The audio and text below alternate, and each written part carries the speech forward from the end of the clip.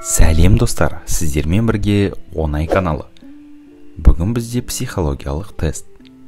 Бірақ сұрақпен адамды тануға бола ма?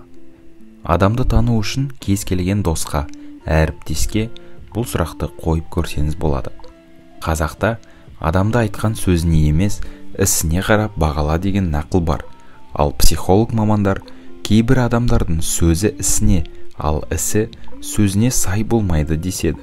Сондықтан да адамды тану үшін ұзақ уақыт қажет екен. Бірақ мынандай сұрақ адамды тану жылдамырақ болады. Бұл психологиялық тесттен алдымен өзіңіз өтіп көріңіз.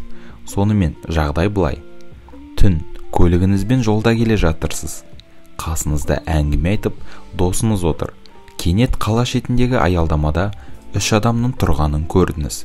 Автобустан қалып кеткен олар қолын бұлғап тоқтатты. Бірінші, таяғына сүйеніп, қолы қалт-қалт етіп тұрған кәрі әжей. Екінші, бұрын көп көмегі тиген ескі танысыңыз. Және де үшінші, сырттай ғашық болып, бірақ телефон нөмірін сұрай алмай жүрген арманыңыздағы ару. Ал енді сұрақ. Көлігіңіз шағын, 2 адам сияды.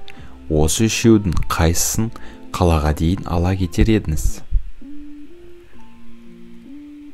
Видеоны ары қарай жалғастырмас бұрын өз жауабыңызды нақты айтыңыз. Егер де кәрі әжейді таңдасаңыз, мейірімді, қамқор жансыз. Мұндай жан бірінші қарттар мен балаларға көмек беруді ойлайды.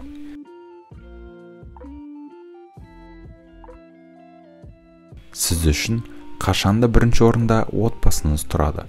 Сізді айналаңыздағылар тәрбиелі перзент, жақсы әке, нағыз отағасы деп атайды. Ал егер таныс адамды ала кетсеңіз, адамгершілігі мол, ар-ұятты бірінші орынға қоятын адамсыз. Мұндай адамдар жақсылықты ұмытпайды, және көрген жақсылығының қайтарымын жасамай қоймайды.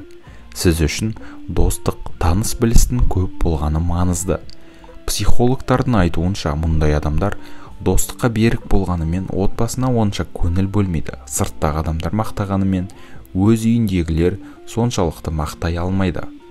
Ал егер сұлу қызды таңдасаңыз, көздегенін алмай, дегеніне жетпей қоймайтын өте мақсатшыл адамсыз. Мұндайлар бәрінен де өз арманын, өз өмірі мен қалауларын жоғары қояды және сол жолда аянбайды.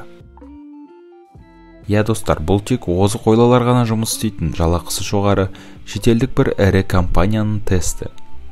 Компания психологы жұмысқа қабылдарда үміткерлерді міндетті түрде осы тесттен өткізеді екен. Сонымен қатар, былай жауап бергендерді ғана жұмысқа қабылдайтын көрінеді. Көлігімнің кілтін досыма беремін. Оған әжей мен ескі танысымды үйлеріне дейін жеткізіп, қайтып келуін сұранам. Оған дейін танысудың ретін таппай жүрген қызбен әңгімелесіп, телефон нөмірін аламын. Досым келген соң қызды қажетті жеріне де жеткіземін. Егер танығыңыз келген адамда түнде 3 адамды да аялдамада қалдырмай, бәрін үйіне дейін жеткізудің шешімін таба білсе, одан айырылмаңыз. Өйткені ол жұмыста да, отбасында да барлық мәселені дұрыс шеше алады. Ең бастысы, ешкімді қиындықта қалдырмайды. Осымен достар, тест өз соңына жетті.